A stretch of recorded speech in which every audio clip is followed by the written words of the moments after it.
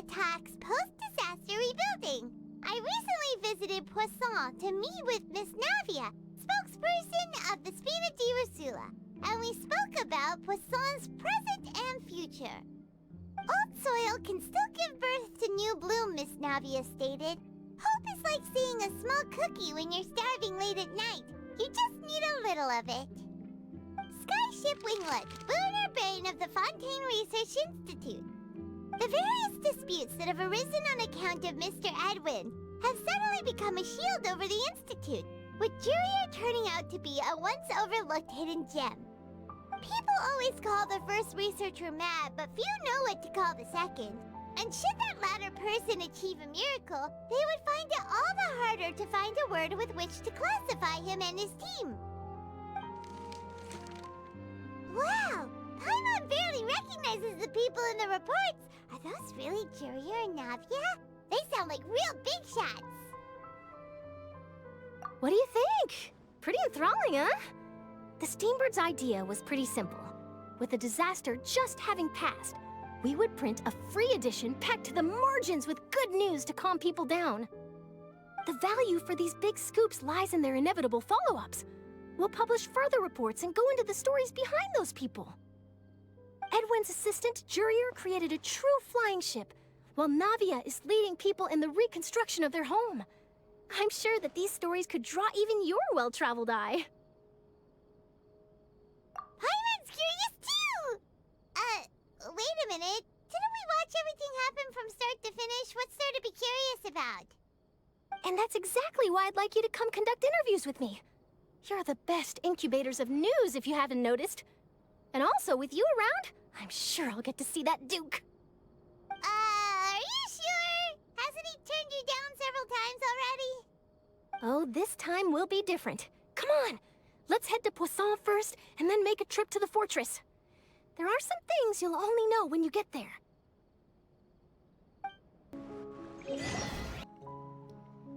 Navia! Oh, it's you. What brings you all here? Hey, we're just having a look around. I'm here to update myself on how things are going here. Oh, the Fatui are here too! Let me introduce you. This is Mr. Garunt Snežević. He represented the Knave in sending us a large amount of supplies, and is helping with our work. Our residents are hard at work as well. Thanks to everyone, work is progressing nicely. We've lost a lot of people, but we're moving forward. That will have to be enough. Hello, Miss Charlotte. I'm a big fan of yours. I especially like that article you wrote last year about Fontaine's stray cats. But if you don't mind, could you not emphasize our role too much in your report? It's not charity we're doing here. We just happen to share the same interests as the Spina. I get where you're coming from. I'll keep it as simple as possible. Or would you be willing to feature as friendly neighbors? That would be fine. Thanks! Oh, you're back too. How are things? We finished laying down the construction materials. It'll be another hour before the workers are able to go over there. Huh? You're here too, Clorinde? Well, her reputation's greatly risen after that whole duel business with Miss Farina. So she's here in Poisson to wait out the heat. All right. She really came here to help me out. There's too much to consider in the reconstruction of Poisson. The Spina has need of more decision-makers. And, well, I do already happen to be connected to Mr. Callis. Oh, wait just a moment. Do you mind me asking a few questions? You know, about how you felt before the duel, about what it was like facing down a god. There's lots of exciting material there, I bet. Forget it. I'm sure you can find a better theme than that, Miss Charlotte. I see you're the same as always. Couldn't you do me a favor, for Navia's sake? Well, if we're talking about doing things for my sake, you might as well just take a few more photos of me. Or of the Traveler. It's better than wasting time persuading Clorinde, at any rate. Of course I will. I'm not gonna let her off that easy. All right, then everyone who wants to be in the photo, gather up. And smile!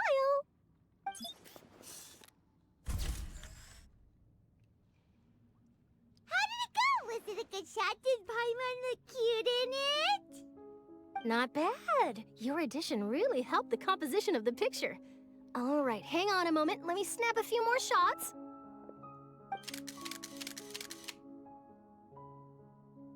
All right, that should do it. I'll be back here later anyway, so let's call it a day.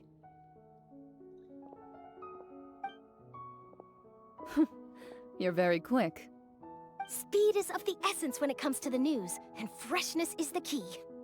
Also, not to brag, but I'm pretty good at building connections.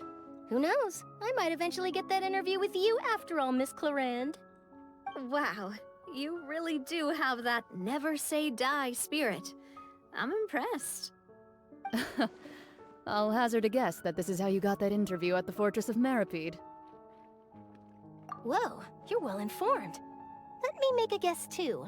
I asked Sijuin, who told Monsieur Nervillette, and he told you, right? That's a very complete information chain. In truth, all Monsieur Neuvillette asked me was, when did the fortress become so friendly towards the media? I told him that it was best not to speak too soon. There's no guarantee that Wriothesley will make a personal appearance. You're right. I've got to treasure every moment I have with them. In which case, I'll be making a move first. Stay safe now. And tell me if you hear anything interesting. I'll treat you to afternoon tea in exchange.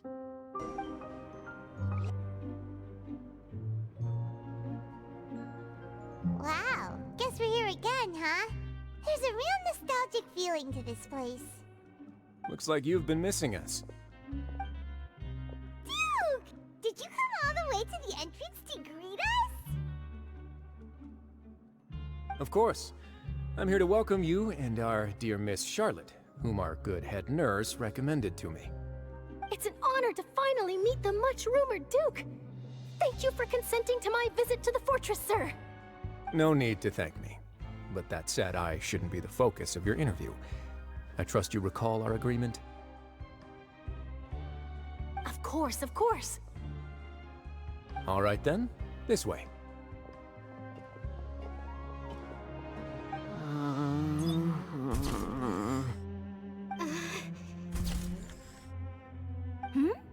Hey, no need to be so nervous. I've already taken all the photos we need. Miss Charlotte, do these pictures really need to be published on the cover of the Steambird? It would seem that Miss Lorvine doesn't want her face to appear beside that of Mr. Jurier, Sir, please don't say things like that. But it looks like dear Mr. Jurier denies it. Might this interview be very important to you then? No, I just... This is my first time being interviewed, and I'm very thankful to the Steambird for... Now, I might not look it, but I actually did meet Mr. Edwin once.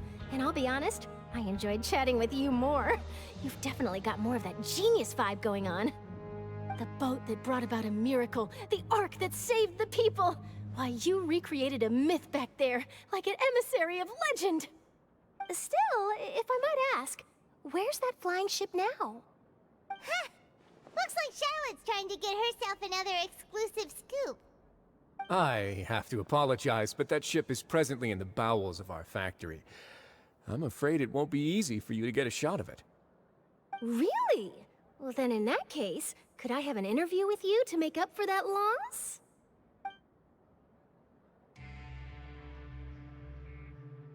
You already know my answer, I'm afraid. Best you interview our head nurse instead. Or perhaps you'd like to take another photo of this couple of researchers? Did you really have to use the word couple? Well, then, 2 solo photos will do. Is my hair messed up? Please, someone help me have a look. Things sure are getting pretty lively here. We've seen this kind of thing before. Oh, seems like everyone's here. Would any of you like to try this new drink I came up with? Ah, Sijuin. Hey, Miss Charlotte. Why don't you, take some pretty photos of our head nurse? Sure. Come on, Miss Sijuin. Over this way. Let's find a brighter spot. Huh? Oh, sure. Do I have to smile? So, how have things been at the fortress?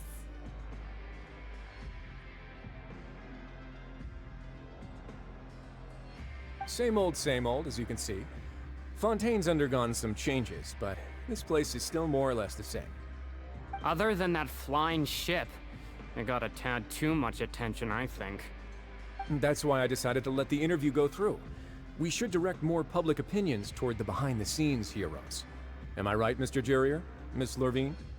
You're too kind, sir. I believe that you too should have your day in the sun. Not that you would want that, which is a pity. I'll just leave the spotlight to you two.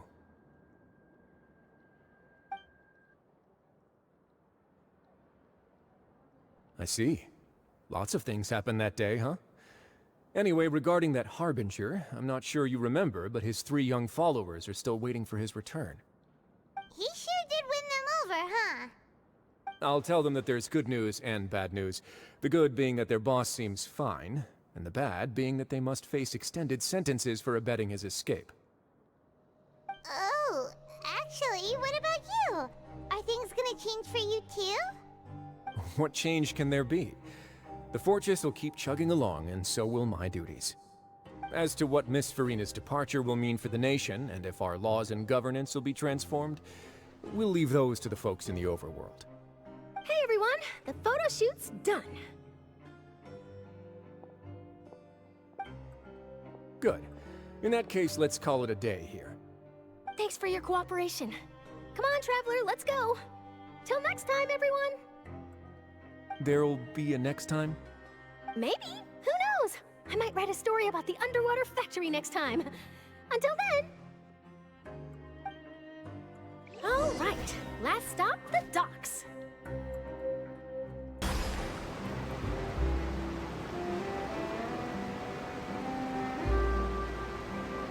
Paimon sees them! They really are here! How did you know? Navia mentioned that she stayed in touch with Linny and the others after working together.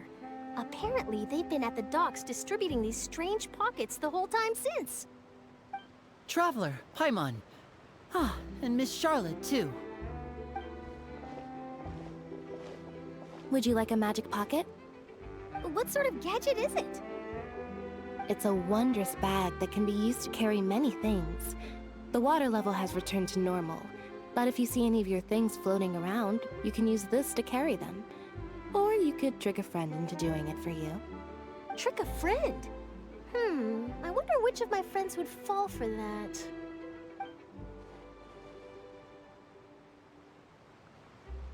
You could just make a friend like Fremine here. Isn't that right, Fremine? Is this what you meant by, I'll help you make some more friends? To be honest, that sounds pretty sweet. Could I have your contact, please? Sure. Please, write down my address. You sure are working hard to help Fremine socialize. He was the one who proposed doing this. He even wants to assist in our magic shows. Yes, I was planning to first introduce Pear as an assistant, and later Fremine himself. In the future, I think we can leave underwater escape magic to him too. That said, would anyone want to see a diver escape underwater? Oh, it'll work out. Every journey begins with the first step. He'll become a part of our show eventually. Lynette, could you come over? Miss Charlotte says she wants to take a picture of us. Got it. My, that Charlotte is rather perceptive. She got rid of everyone the moment she realized I had something to say to you. So, how have things been, Traveler? Father says that you did a great deal during the latest events. She's very grateful for your contributions to Fontaine. That's all right. We were more than happy to help. So, what's she doing now? Oh, I guess you haven't heard. Well, After Lady Farina left, Father and Monsieur Nervillet opened negotiations, during which he gave Fontaine's gnosis to her as a diplomatic gift. A diplomatic gift? A gnosis? Yes, I was quite surprised at first myself. But when I thought it over, there were actually a number of things going for it. It could have been done as an apology for the incident with Lord Child, or as thanks for his help in tying the all-devouring narwhal down. Furthermore, Father did also lend significant aid to Fontaine and Poisson. Well, that's true, but this is a gnosis we're talking about. Doesn't this seem a bit irresponsible? I would agree, but I've also heard that it seems that Monsieur Nervillet has had a significant change of heart regarding the matter. So there's some reason for this that only Nervillet knows about? I suspect you'll have to ask him about that yourself. Ah, yes, speaking of which, I did see him strolling around the entrance to the Fortress of Meripede a while back. Isn't he real busy and stuff? Paimon didn't think he'd have the time for that. But back to the topic. The gnosis was given to the knave, right? What about Child? They say that he's returned to Snezhnaya to recover from his wounds. I hear that the recent disaster really did a number on his health. That's true. When you think about it, we've had loads of run-ins with the Fatui. To think we'd be allied with them this time. So shocked by such a simple switching of sides?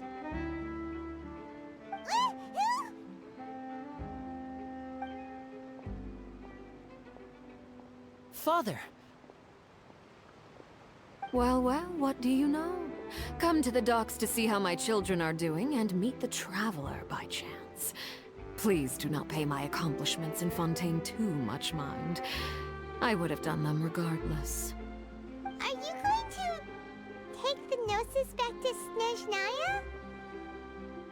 That is our duty as harbingers, yes. Don't be too preoccupied with sides. The goal of the Fatui concerns not a single place or person, but the entire world.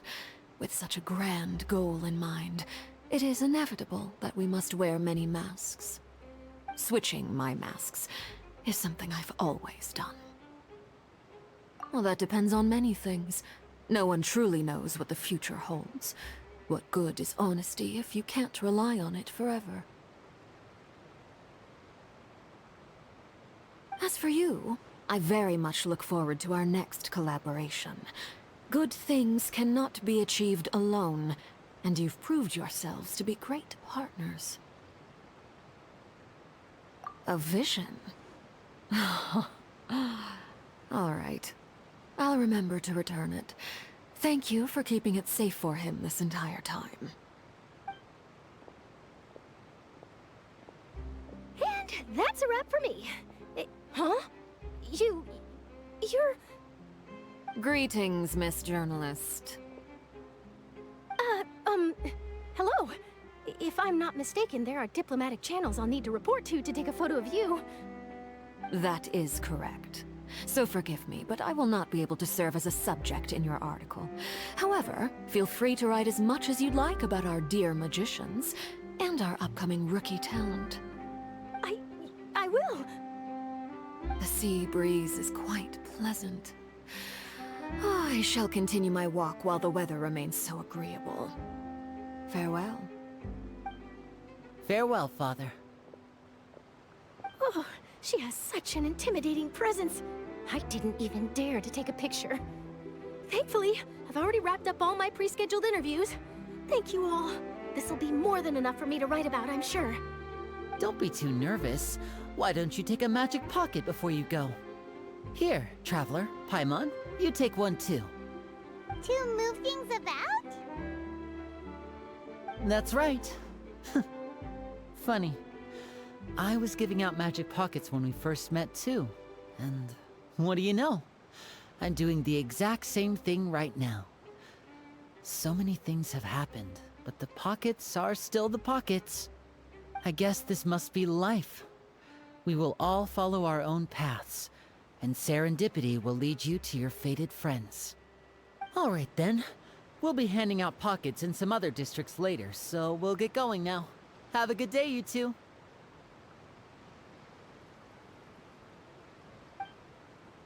Well, guess we sent Charlotte off.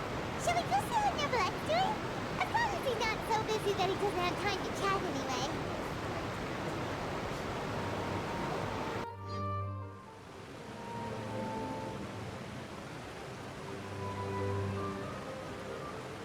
So, you really are here, Neverlette. Paimon didn't think you were going to have free time this hour of the day. Really? Oh, I suppose you must have met Mr. Linney. He took the time to greet me earlier when he passed this way. In any case, you came at a good time. I was just considering reaching out to you to set up a meeting, so I may explain some things that I haven't had the time to before. Aw, Paimon's glad that you remembered. Thank you for keeping us on your mind, what with you being busy and all. Alright, let's have it then. How was Fontaine actually saved? The whole business is still quite the mystery to us. It is strange how words can often leave a bitter taste in the mouth when it finally comes time to say them out loud.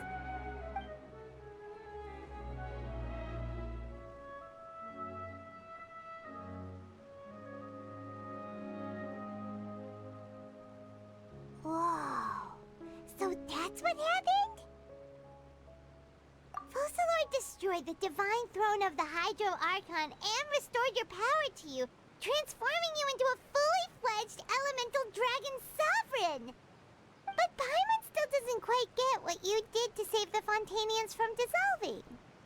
For me, the authority of the ancient dragons refers to absolute control over the hydro element. Fontanians were incomplete humans born of Egeria's use of the power of the primordial sea, with constitutions similar to that of mimics.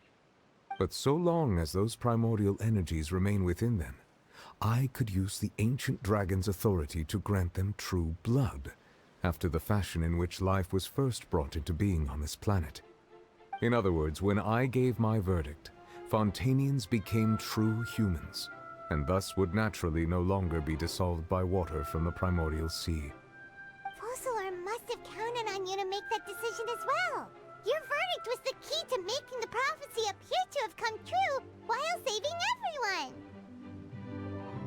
Yeah, and in a manner of speaking, Focalord finally managed to fulfill the original Hydro Archon's wish to turn Oceanids into real people too! It seems from your expressions that you still have more things you wish to ask. Ask away. I will tell you the truth as I know it. I have investigated his case along many avenues, and I have learned that he once fell into an unknown chasm when he was young. There, by chance, he awakened the all-devouring narwhal. But whether it be by sentiment or reason, that should not have been enough to consider him the root cause of the disaster. At most, he would have had tangential liability. As for the judgment passed by the oratrice during the trial, whether it was due to that liability by association, or Focalord deliberately using him to buy time for us on the assumption that he would be able to hold the creature off, I cannot say. Guess Focalord had Fontanians in mind the whole time. In the end, it was thanks to her that they finally became real humans. Hang on a second. Paimon suddenly got another question. Back when Fontanians hadn't yet become real humans, were the children they had also transformed Oceanids? Life has always flowed like water. Do you recall how Fontanians would often come to the Fountain of Lucine to pray for children? Yeah! Lynette said the fountain is where all the waters in Fontaine converge. In truth, even those couples did not know that such prayers were no mere custom, but instead a form of ritual. Those Oceanids who were blessed within the spring water would later descend as new humans in the coming months. Paimon sorta gets it now. Either way, it seems like this ritual won't be of any further use, but it'll probably live on as a local custom. Ask away. I will tell you the truth as I know it. Yeah, about that. Risley said Farina has already left. What's that all about? Ah, Lady Farina. The people are only aware that her death sentence has not been carried out. She abdicated the post of Hydro Archon and left affairs related to that title to me, before leaving the Opera House. I related Focalor's words to her faithfully and completely. After hearing them, she seemed neither saddened nor comforted. She simply said that she was tired and needed to rest. Having said that, she then packed her things and moved out of the Opera House, not unlike how an ordinary person might. But she's still got a place to stay, right? You need not worry. I will make arrangements to ensure that she will not want for food, clothing, board, or travel. In truth, I am somewhat happy for her. The wear and tear on her spirit will, of course, take time to heal. But now that she no longer has to play the role of Focalor the Hydro Archon, she can finally lay down her burdens and lead a normal life. What about you then? What are your plans now that you've regained your full powers as the Hydro Dragon? After Focalor passed on, the Oratrice also ceased to function. This matter will directly affect our trials. After much careful consideration, I've decided to take over its role in our courts. From now on, I shall hear cases and pass verdicts by myself. Looks like you're still considering stuff from the perspective of the Udex, huh? As an elemental dragon, there are indeed many things that I must do. But this power and this duty, in a manner of speaking, you could say that both were granted to me. As such, before I attend to my other responsibilities, I must first and foremost continue to serve Fontaine as its highest judge. The duty of the Hydro Sovereign and the duty of the Udex shall coexist within my person. Additionally, the Hydro Archon's departure has brought about another problem, which is that the Opera House shall no longer produce indemnitium. That's true. That power was derived from the people's faith in the Hydro Archon, wasn't it? Wait, but the various mechs and machines in the city are all still okay. Where are they getting their energy from? As I am now, I have full command over New Musia, and it can serve as a complete substitute. Another reason why I cannot quite leave Fontaine immediately.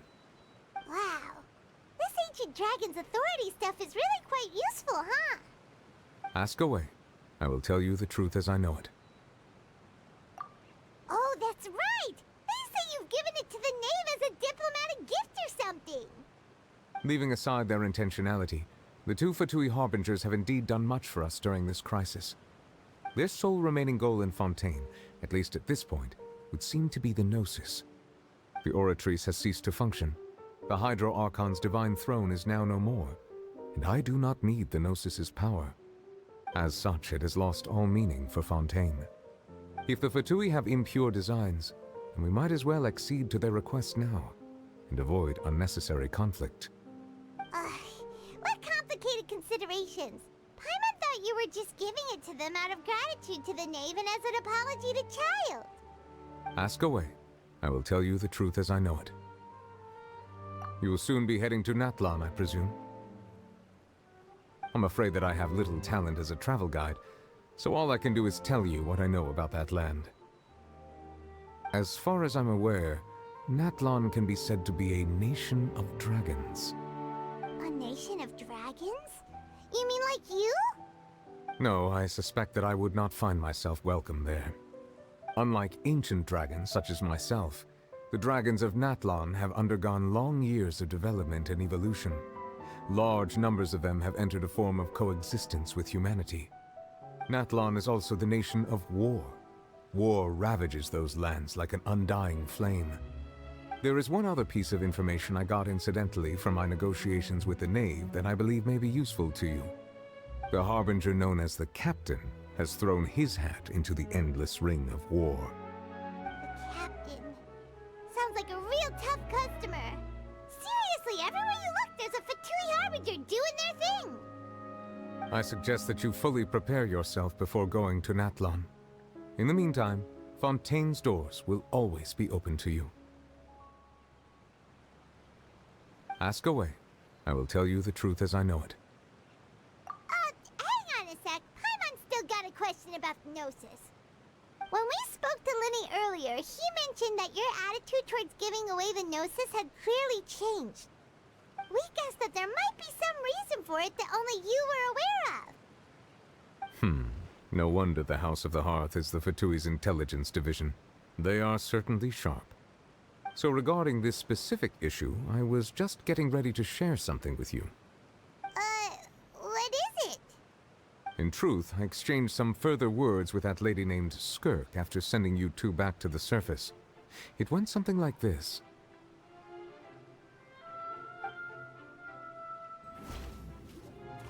Well, we're going to head topside to see what's going on. You hurry over soon as well, all right, Nervalet?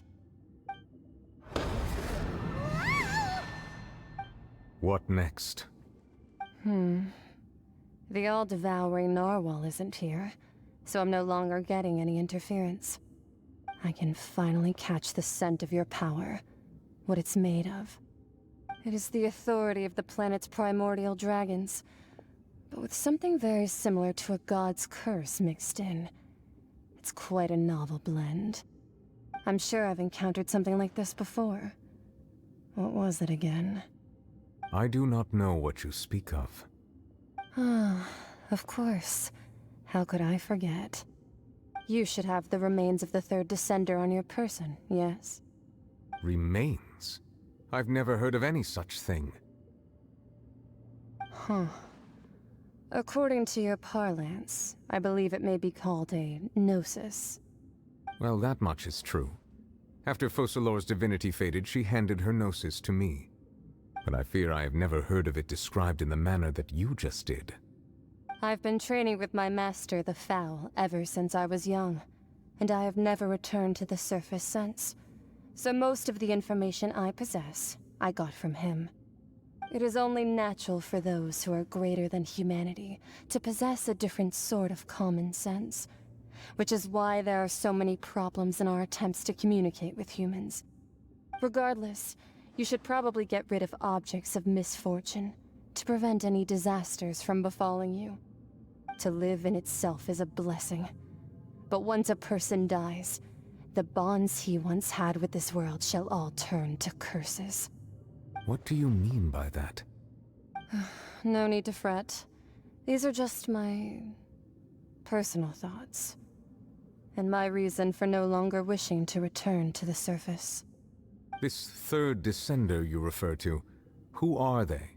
And when did they die? Master never mentioned them to me. Perhaps it just wasn't that important for me to know. If you're interested, though, I could ask him. I'll be sure to pass the answer on to you next time. Next time? You believe we will meet again? I do. Wait. I have a disciple of my own, don't I? He can be the messenger then? That's what she told me. Whether it would prove useful or not, I wanted to pass that information on to you. The remains of the third descender? So that's what the Gnosis actually are. Paimon just thought they looked like chess pieces. How could they be a person's remains?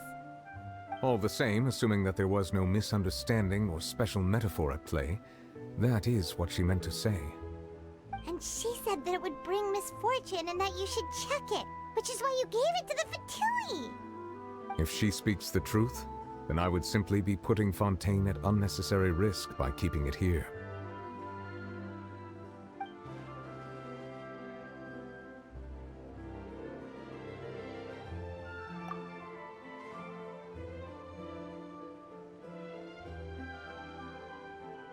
I had guessed that you might already be familiar with this concept, but I did not expect you to be one of them.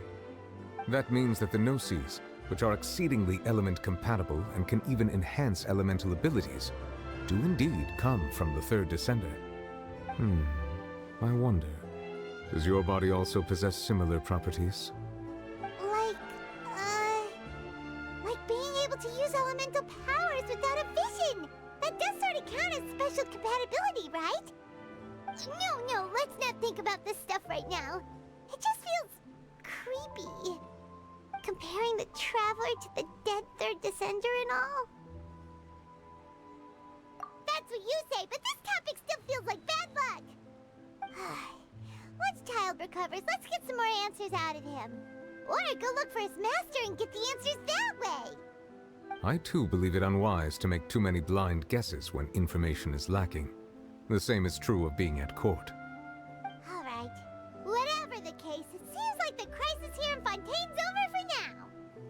Yes. All of Focalor's efforts were for this moment as well. But she sacrificed herself in the end as a god, and she suffered through all those years as a human. Was that really what she wanted?